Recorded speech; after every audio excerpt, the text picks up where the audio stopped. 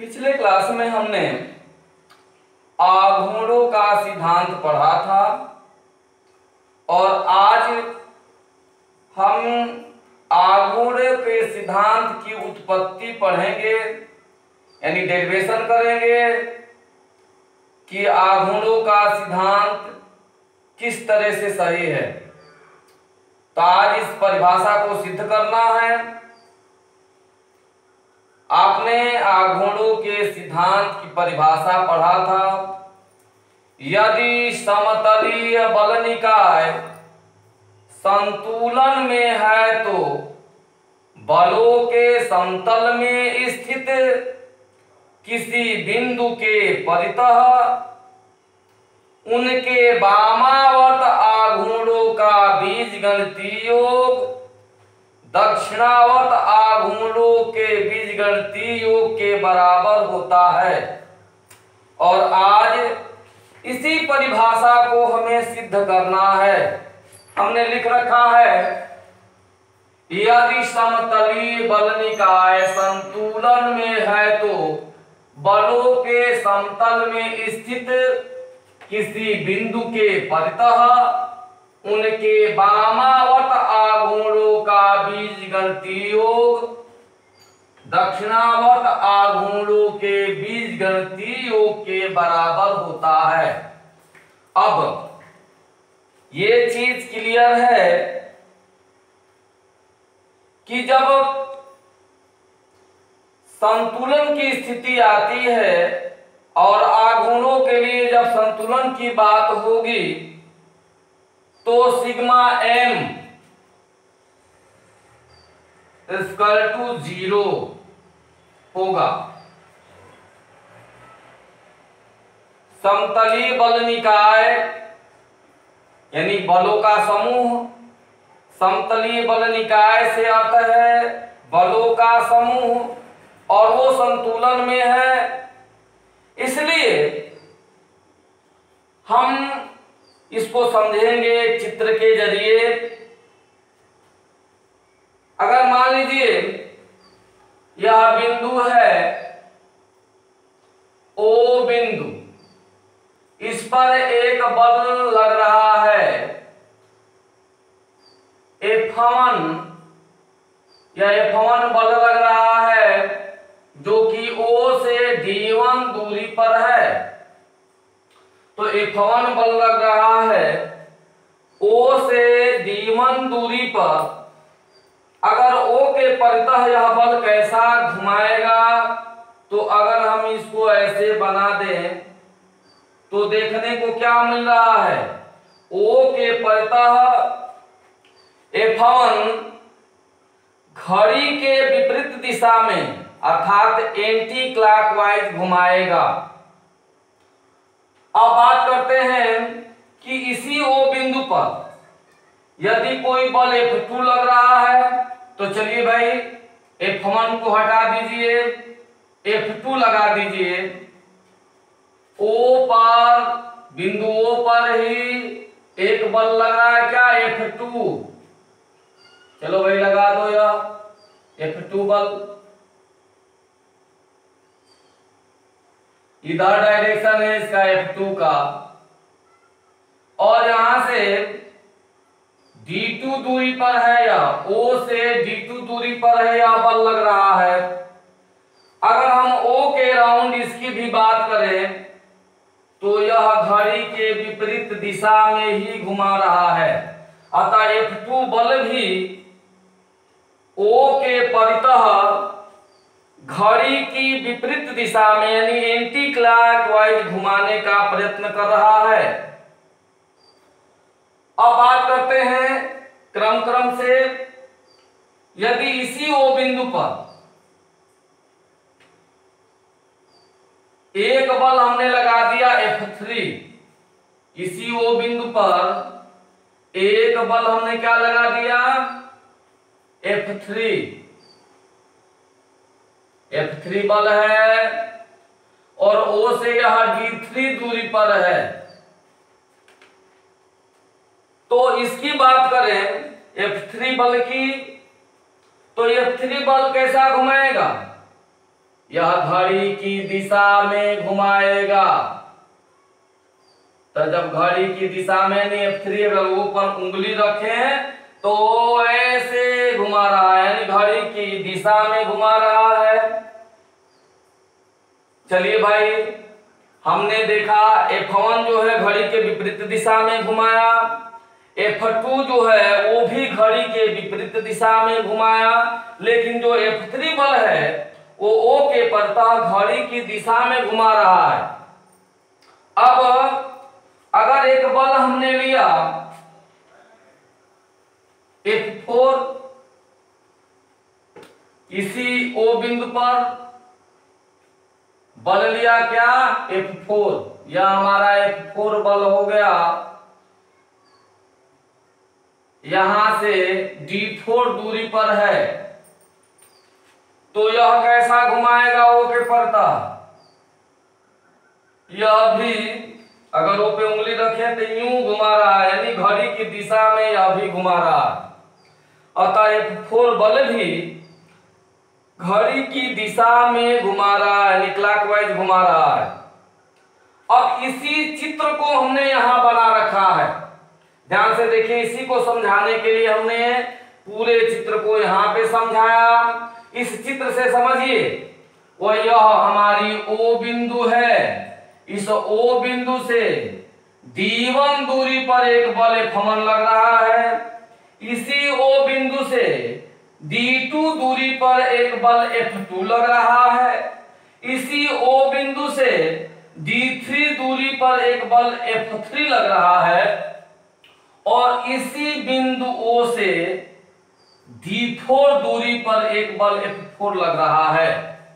हमने बता भी दिया था इस चित्र में, और देख भी लीजिए, अगर हम O पे उंगली रखें तो F1 कैसा घुमाएगा, F1 जो D1 दूरी पर स्थित है यह घुमाएगा घड़ी के विपरीत दिशा में, यानी एंटी क्लॉकवाइज। F2 भी कैसा घुमाएगा, घड़ी के विपरीत दिशा में, यानी F1 और F2 जो दो बल है O के प्रतः इस पिंड को घड़ी के विपरीत दिशा में घुमाएंगे, और F4 और F3 ये जो दो बल है, ये दोनों बल घड़ी की दिशा में इस पिंड को घुमाने का प्रयत्न करेंगे। अतः हमने यहां पर लिख रखा है, माना चार बल F1, F2, F3 और F4, तो ये चार बल देख लीजिए, F1, F2, F3 और F4 किसी दृढ़ पिंड पर लग रहे हैं। यह हमारा दृढ़ पिंड है और इस पर यह बल लग रहे हैं, दृढ़ पिंड पर लग रहे हैं, तथा दृढ़ पिंड संतुलन में है। संतुलन का मतलब कि यह कहीं घूमेगा नहीं, ना क्लॉकवाइज ना एंटी क्लॉकवाइज, यानी वामावर्त बलाघूर्ण दक्षिणावर्त बलाघूर्ण के बराबर होगा, तभी यह घूमेगा नहीं। पिंड संतुलन में है, तो पिंड संतुलन में है, इन बलों की क्रिया रेखाओं की बिंदुओं से लंबवत दूरियां, तो ये लंबवत दूरियां F1 का D1 है वो से दूरी, F2 का D2 है, F3 का D3 है और F4 का D4 है। लंबवत दूरियां क्रमशः D1, D2 और D4 है बिंदुओं के प्रतः आघूर्ण लेने पर।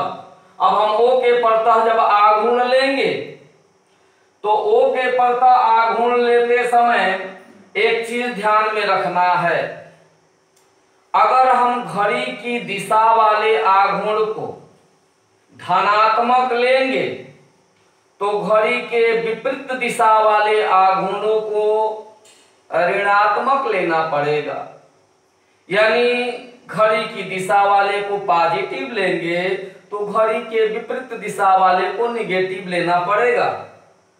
इसके विपरीत भी हम ले सकते हैं, लेकिन हमने नोट लिख रखा है यहां पर हम क्लॉकवाइज यानी दक्षिणावर्त क्लॉकवाइज को पॉजिटिव ले रहे हैं और वामावर्त यानी एंटी क्लॉकवाइज को नेगेटिव मान रहे हैं। नोट लिखे हैं, दक्षिणावर्त तथा वामावर्त दिशा में आघूर्णों को क्रमशः पॉजिटिव तथा नेगेटिव लेने पर, यानी यहां पर जो है वामावर्त कौन कौन है, F1 और F2, इनको हमने नेगेटिव ले लिया। F1 का गुण निकालेंगे तो नेगेटिव लेंगे, F2 का गुण निकालेंगे तो नेगेटिव लेंगे, लेकिन F3 और F4 ये दोनों दक्षिणावर्त आघूर्ण है, घड़ी की दिशा में है, अतः F3 और F4 के आघूर्ण को हम पॉजिटिव लेंगे।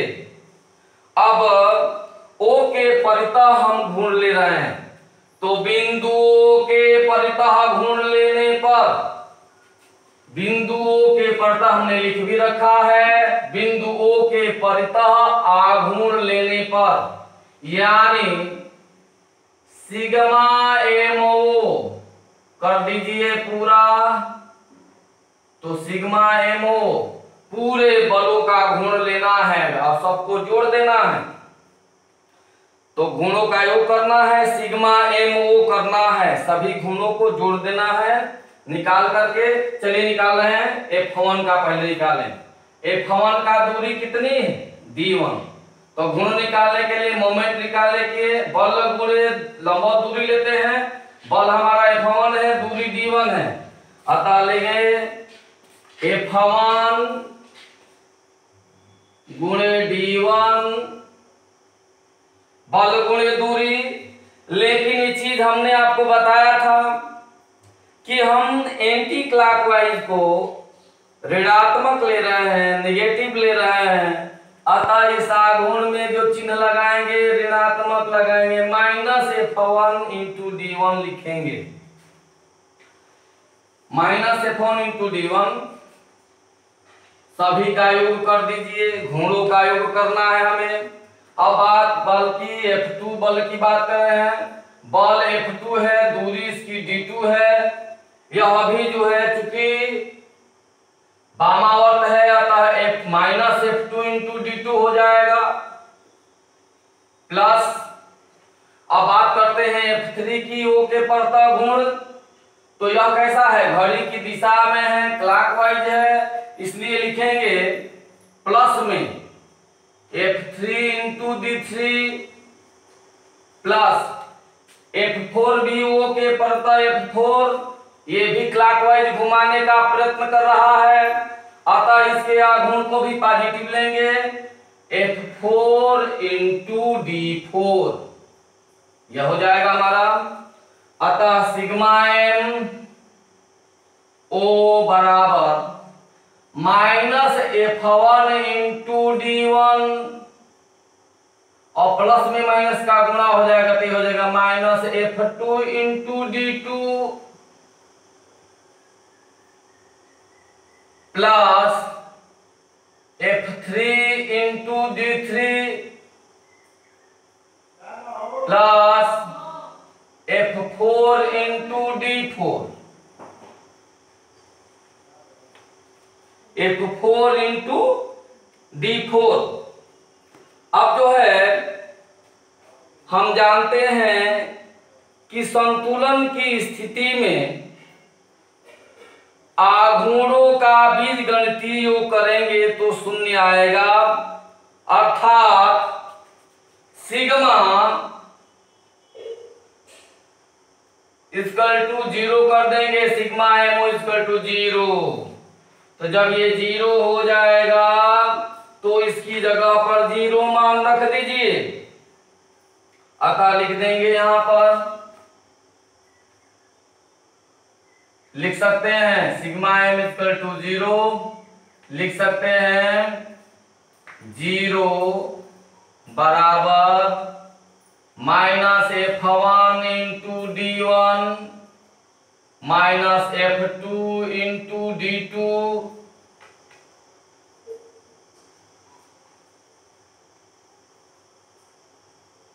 Plus F3 into D3 plus F4 into D4,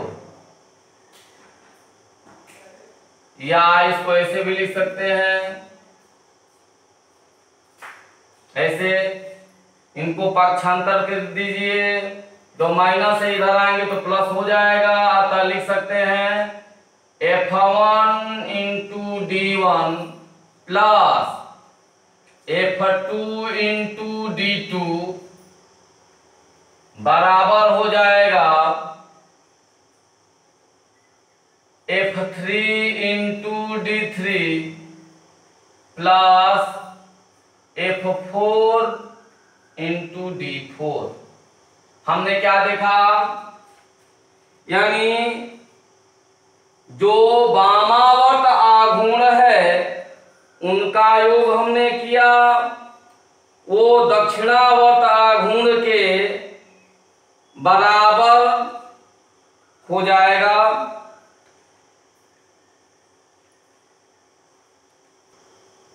अर्थात